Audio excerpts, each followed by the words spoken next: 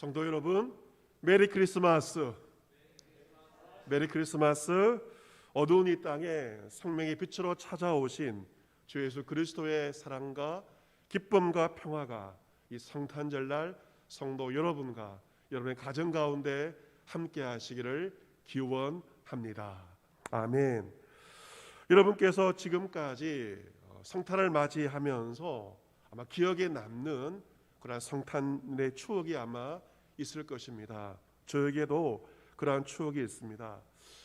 지금부터 15년 전 저는 성탄절 즈음에 서울 구로동에 있는 한 교회를 섬기고 있었습니다. 그때 제가 살고 있는 집은 사택은 아니고 살고 있는 집이었는데 낡고 오래된 그러한 집이었습니다. 사택처럼 사용하던 집이었습니다. 그런데 그 해 겨울이 추웠고 추운 날 그만 보일러가 터지고 말았습니다. 물이 샜고 집에 살 수가 없어서 결국 집을 떠나서 교회 사무실에서 식구들과 며칠을 묵었던 기억이 있습니다. 하지만 마음이 결코 힘들지 않았습니다. 그때가 성탄 무렵이어서 마구간에 태어나신 예수님의 성탄의 의미를 묵상하자 그런 마음이 들었습니다. 며칠 후 교회에서 급하게 아파트를 월세로 마련해 주었습니다. 그 당시 교회에는 교역자 사택이 없었습니다. 그런데 제 살던 집에 문제가 발생한 것이 교회가 사택을 구입하는데 촉진제가 되었습니다. 교회는 그 해에 교역자 사택으로 서울의 아파트 세 채를 구입하게 되었습니다. 언제나 위기가 기회가 됨을 그때에도 절실히 느끼게 되었습니다. 올해 우리는 코로나 바이러스로 말미암아 성탄절 예배를 함께 모일 수 없는 상황 가운데 온라인으로 다른 방식으로 예배를 드리고 있습니다. 하지만 방식이 달라졌다고 해서 성탄의 의미까지 달라지는 것은 아닐 것입니다. 지금도 코로나로 말미암아 여러 가지 어려운 상황에 놓여 있지만 2000년 전 우리 주님이 이 땅에 태어나셨을 때는 지금보다 훨씬 더 어둡고 절망적일 때 예수님께서 이 땅에 찾아오셨습니다. 오늘 본문은 예수님 탄생 역사적 배경에 대해서 말씀하고 있습니다. 1절 말씀 보시면 그 배경은 언제입니까? 바로 헤로드 왕 때라고 기록되어 있습니다. 이 헤로드 왕은 로마 제국에 기생하여서 유대 땅을 다스리던 왕이었습니다. 역사를 보면 그는 자신의 권력밖에 모르는 피도 눈물도 없는 가족까지 죽여버리는 교활하고 잔인하고 포악한 왕이었습니다. 이처럼 권력은 사람을 너무도 파괴시켜 버리는 것이죠. 그 헤롯이 다스리던 그 시대는 정말로 캄캄하고 정말로 어두운 시대였습니다. 그 어두운 헤롯 왕 때 어느 날 동방으로부터 박사들이 예루살렘 왕궁에 이르렀습니다. 그들은 왕궁에서 왕을 찾아와서 말합니다. 유대인의 왕으로 나신 이가 어디 계시냐? 우리가 저 멀리 동방에서 그의 별을 보고 그에게 경배하러 왔노라. 그 시대의 밤하늘에 상스러운 놀라운 징조가 나타났습니다. 그것은 바로 특별한 운명을 지닌 왕이 태어난다는 그러한 예외적인 징조였습니다. 동방의 박사들은 하늘의 징조를 보고 그 별을 보고 자신의 모든 것을 다 내려놓고 유대 땅까지 찾아온 것입니다. 하지만 정작 유대 사람들은 자신들의 왕인 찾아온다는 그 사실을 알지 못하였습니다. 동방의 박사들은 그 유대인의 왕은 아마 수도인 예루살렘에서 왕궁에서 태어났을 것이라고 생각을 하였습니다. 그들은 예루살렘에 와서 왕궁에 와서 유대인의 왕으로 나신 이를 찾고 있습니다. 그리고 그들은 그 왕께 경배하고자 하였습니다. 이 갑작스러운 말을 듣고 헤롯 왕과 온 예루살렘 백성들은 듣고 소동을 하였습니다. 소동하였다는 것입니다. 동방의 박사들은 왕에게 경배하고자 했지만 헤롯 왕과 온 예루살렘 백성들은 경배가 아니라 그냥 야단법석 소동을 피웠습니다. 올해 성탄절도 마찬가지입니다. 누군가는 아기 예수께 동방의 박사들처럼 경배하려고 하지만 누군가는 경배하기는커녕 오히려 흥청망청 난리법석 소동을 벌이는 것은 그때나 지금이나 마찬가지입니다. 헤로드 왕은 모든 대제사장과 백성의 서기관들을 모아서 그리스도가 왕이 어디서 나겠느냐라고 질문을 합니다. 그러자 대제사장과 서기관들은 성경을 통하여 답을 내립니다. 왕이시여 유대 베들레헴입니다. 이런 선지자로 이렇게 기록된 바, 또 유대 땅 베들레헴아 너는 유대 고을 중에서 가장 작지 아니하도다. 내게서 한 다스리는 자가 나와서 내 백성 이스라엘의 목자가 되리라 하였음이니이다. 그들은 성경을 가지고 답변을 합니다. 여러분, 정답은 어디에 있습니까? 정답은 바로 성경에 있습니다.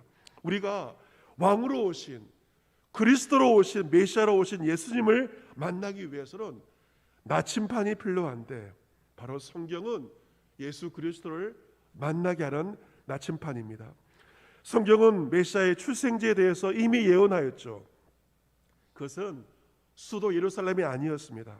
유대 땅 베들레헴이었습니다. 그 베들레헴은 대도시가 아니었습니다. 특별시가 아니고 광역시도 아니었습니다. 유대 고을 중에서 너무도 작은 곳이었습니다. 하지만 성경은 예언합니다. 베들레헴아 너는 가장 작지 아니하도다. 그것은 한 다스리는 자가 나와서 이스라엘의 목자가 되기 때문입니다. 우리나라도 마찬가지죠. 대통령이 태어난 곳, 대통령을 배출한 곳은 어촌 마을이어도 사람들은 그것을 기념하고 그 어촌 마을, 그것을 높이 평가한 것은 그곳에서 대통령이 태어났기 때문입니다. 사람도 마찬가지입니다. 여러분, 능력이 많은 자가 큰 자가 아닙니다. 비록 작은 자처럼 보이나 말씀으로 함께하는 자, 주님께서 함께하시는 그 사람이 바로 하나님 앞에서 큰 자인 것이죠.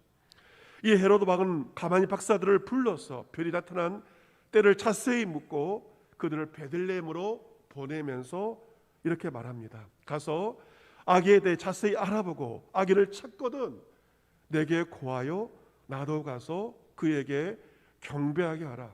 헤롯이 나도 그에게 경배하겠다는 말은 속임수에 불과했습니다. 자신의 권력을 유지하려고 했던 그는 왕이신 메시아를 죽이고자 거짓말을 하고 있습니다. 지금도 마찬가지입니다. 주님에 대해서, 교회에 대해서 겉으로는 경배한다고 속이지만 적대적인 세상의 권력자들이 여전히 이 땅 가운데 있는 것을 보게 됩니다. 박사들은 베들레헴 땅으로 갑니다. 동방에서 보던 그 별이 문득 앞서 인도하여 가다가 아기 있는 곳 위에서 머물러 서 있습니다. 동방 박사들은 앞서 인도하신 하나님의 인도하심 가운데 마침내 아기 예수가 있는 바로 그곳까지 갈 수가 있었습니다. 그 별이 머물러 있으며 비추는 곳은 그 작은 마을 베들레헴 가운데도 제일 잘 사는 집이 아니었습니다. 베들레헴 가운데서 너무도 작고 초라한 마구간에 그 별이 머물러서 그곳을 비추고 있습니다.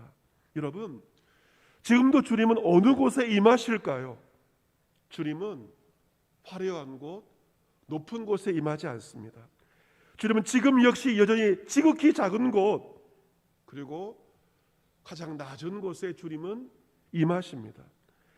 주님은 지금도 지극히 작은 자와 함께, 큰 자가 아니라 지금도 지극히 작은 자와 함께 주님은 거하십니다.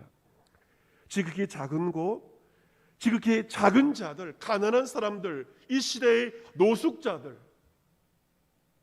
가장 초라하고 별 볼 없는 그곳에 주의 빛이 함께하며 주님이 그곳에 함께 하십니다. 그들은 별을 보고 매우 크게 기뻐하고 기뻐하였다. 매우 크게 기뻐하고 기뻐하였다. 아마 평생 가운데 박사들은 가장 크게 기뻐하고 기뻐하였기에 성경은 그들이 그 별을 보고 매우 크게 기뻐하고 기뻐하였다라고 기록하고 있습니다. 별을 따라왔던 그들의 오랜 여정이 헛되지 않았고 그들은 마침내 아기 예수를 만나게 되었습니다. 동방의 박사들은 세상의 화려한 것들로 인해 기뻐하지 않았습니다. 그들은 하늘의 것으로 말미암아 기뻐하였습니다. 여러분, 성탄절은 이 땅의 것들로 기뻐하는 날이 아닙니다. 하늘의 것으로, 하늘의 은총으로 말미암아 매우 크게 기뻐하고 기뻐하는 그 날이, 기쁨의 날이 바로 성탄절입니다. 그들은 기뻐하면서 집에 들어갑니다. 아기와 그의 어머니 마리아가 함께 있는 것을 그들은 보았습니다. 그들은 어머니 마리아께 경배하지 않습니다. 엎드려서 아기 예수께 그들은 경배합니다. 그들은 지체가 높은 자들이었지만 아기 예수께 땅에 엎드려서 경배를 드렸습니다. 2년 전 이스라엘 성지순례 교인들과 함께 가서 베들레헴 예수 탄생 교회에 갔습니다. 아마 성지순례 같이 갔던 분들은 그 기억을 가지고 있을 것입니다. 베들레헴 예수 탄생 교회, 지금은 이스라엘이 코로나 때문에 갈 수가 없는, 성지순례를 할 수 없는 상황이지만 가보니 입구 높이는 120cm 그리고 폭은 80cm에 불과했습니다. 그 문은 겸손의 문으로 불리어집니다. 예수 탄생 교회에 들어가기 위해서 그 어떤 사람도 허리를 숙이고 머리를 숙이고 고개를 숙여 하듯이 우리는 성탄절날 동방 박사들처럼 내 몸을 엎드려서 내 마음을 조아려서 오직 아기 예수께 경배를 드려야 합니다. 그들은 말로만 경배한 것이 아닙니다. 그들이 고이 간직한 보배합을 열어서 황금과 유향과 몰약을 예물로 드립니다. 이 세 가지 예물의 특징은 무엇입니까? 왕에게 드릴 만한 최고의 예물, 합당한 예물을 아기 예수께 드립니다. 아마 2000년이 지난 지금 동방 박사들이 예물을 드린다면 어떤 예물을 드렸을까? 어쩌면 세상 사람들이 애타게 기다리는 코로나 백신이나 치료제를 드리지 않았을까? 그런 상상도 해보게 됩니다. 그들은 아기 예수께 최고의 예물을, 가장 귀한 것을 드립니다. 또한 그들은 꿈의 헤로데기로 돌아가지 말라는 하나님의 지시하심을 받게 됩니다. 그리고 그들은 다른 길로 고국에 돌아갔다라고 오늘 말씀에 기록되어 있습니다. 우리 같이 한번 해볼까요? 다른 길로 돌아갔습니다. 어떤 길로요? 다른 길. 이 다른 길에 많은 의미가 있습니다. 그들은 원래 왔던 그 길로 가지 않았습니다. 어쩌면 그 길을 가는 것은 매우 쉬웠을 것입니다. 하지만 그 다른 길은 처음 가는 생소한 길이었습니다.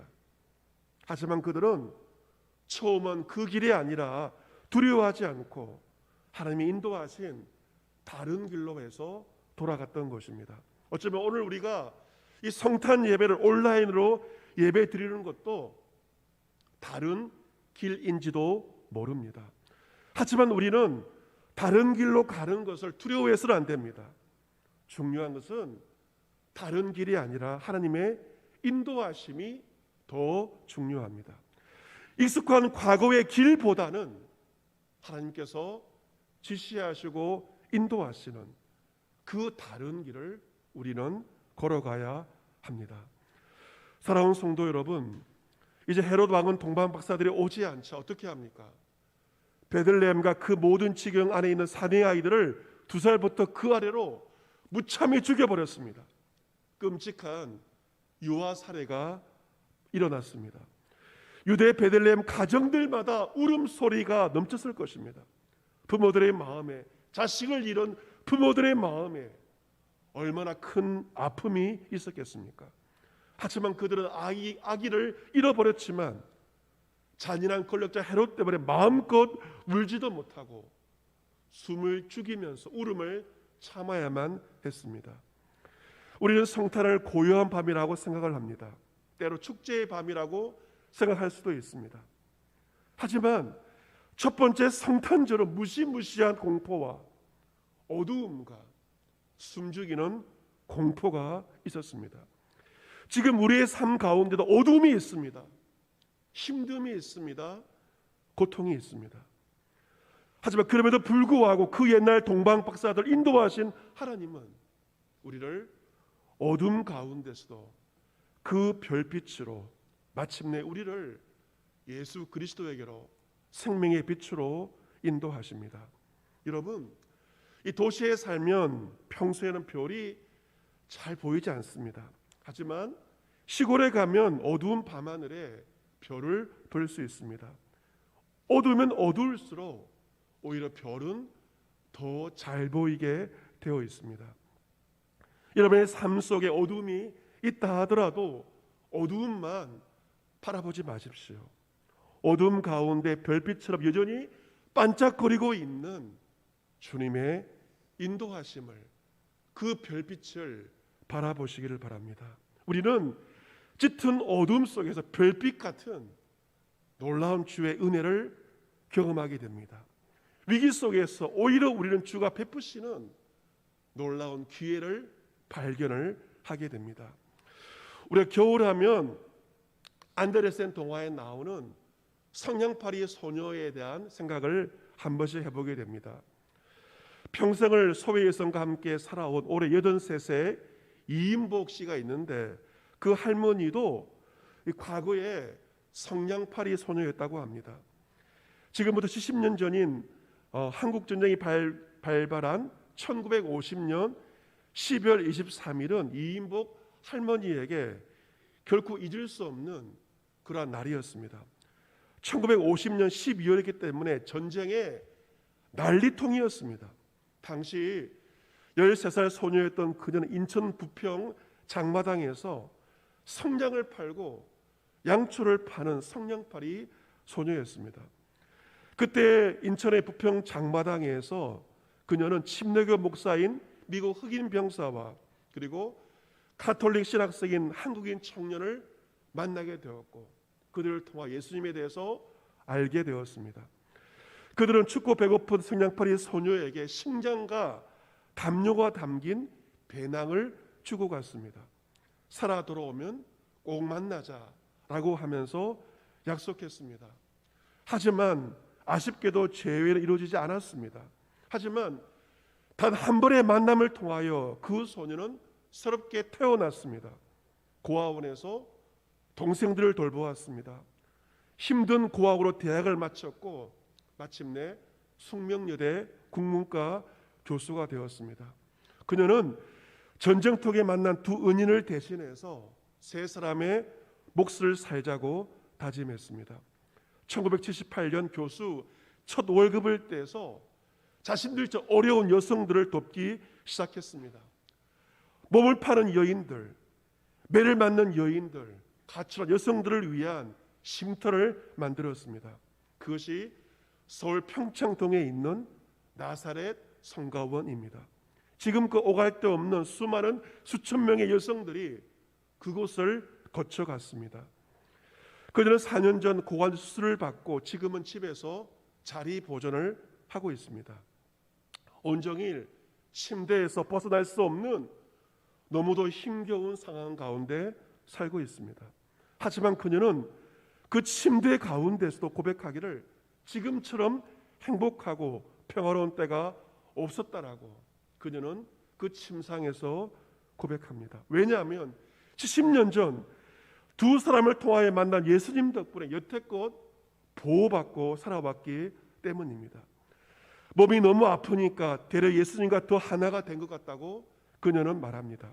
매일매일 제자들, 가족, 지인들에게 성경 말씀을 카톡으로 보내고 있는데 이것이 그녀가 살아있음의 증거입니다. 그녀는 말합니다. 코로나의 고통을 조금이나마 나누려고요. 그리스도의 또 다른 이름은 바로 고통이거든요. 어제 카자흐스탄 오영도 선교사님이 메일을 보내왔습니다. 그 교회 성도 가운데 베로니카라고 하는 한 자매에 대해서 이야기를 하였습니다. 몇 년 전 카자흐 성도들이 우리 교회에 왔을 때도 왔던 키가 큰 젊은 자매가 베로니카 자매입니다. 최근에 베로니카와 그녀의 어머니가 코로나에 감염되어서 온 성도들이 함께 기도를 드렸습니다. 우리 역시 매주 금요일마다 가작 성도들을 위해서 기도하지 않았습니까? 그런데 이 베로니카는 코로나로 어려운 시간을 보내면서도 목사님에게, 목사님, 이것은 감사헌금입니다, 메시지를 적어서 감사헌금을 보내왔다고 합니다. 완치 받은 것도 아니고 치료 중인 그 베로니카가 감사헌금을 드리는 것을 보면서 어려운 이곳 상황에서 목사님과 성도들은 큰 은혜가 되었다고 합니다. 그러고 나서 코로나 검사를 받았는데 병균이 없다는 소식을 듣고 목사님과 모든 성도들이 기뻐하며 주님께 영광을 드렸다고 합니다. 베로니카의 어머니도 병원에서 함께 이제 퇴원을 하게 되었는데 아직 믿음이 없다고 합니다. 그래서 그 어머니에게 함께 예배를 드리자고 건면을 하고 있습니다. 지금 카자흐 찌뿌이교회는 지금까지 아직까지도 실시간 줌으로 예배를 드리고 있습니다. 그런데 이 온라인 예배를 드리면서 그 교회에 한 가지 소망이 생겼습니다. 그것은 바로 불신자를 향한 마음입니다. 선교 현장에서 불신자들에게 교회의 문턱은 높을 수 있습니다. 하지만 이 비대면 상황 가운데 각 가정에서 인터넷으로는 이 온라인 예배에 그것을 함께 살고 있는 믿지 않는 가족들이 쉽게 예배를 드릴 수가 있다는 것이죠. 그래서 찌뿌이 교회는 위기를 기회로 삼아서 믿지 않는 가족들, 친척들, 친구들을 초대하여 복음을 받아들이도록 하려고 한다라고 하고 있습니다. 그래서 이 선교지 현장은 대면 예배로 모일 때보다 오히려 더 바빠졌다고 선교사님은 기도 부탁을 하였습니다. 여러분, 그렇습니다. 우리가 만나는 어둠의 위기 가운데 어둠만이 아니라 별빛 같은 기회가 있고 별빛 같은 은혜가 있습니다.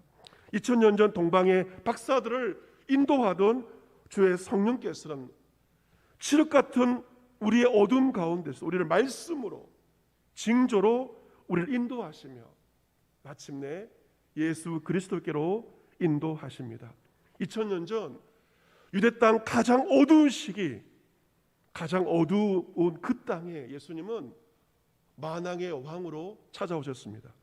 예수님은 만왕의 왕이십니다. 우리가 성령의 인도하심 가운데, 만왕의 왕으로 찾아오신 예수 그리스도를 만날 때 우리는 가장 크게 기뻐할 수가 있고, 그 기쁨 속에 우리의 두려움과 우울함은 즉시 사라지게 될 것입니다. 사랑하는 성도 여러분, 이 시대의 짙은 어두움 가운데도 여전히 별빛처럼 빛나는 성령의 인도하심 가운데 이 시대 가장 낮은 곳으로 임하시는 예수 그리스도를 만남으로 크게 기뻐하며 그분께 경배하고 우리 가장 귀한 것을 드려 즐거이 헌신하며 주를 섬기는 저와 여러분 모두가 될 수 있기를 만왕의 왕으로 우리에게 찾아오신 주 예수 그리스도의 이름으로 축복합니다. 아멘.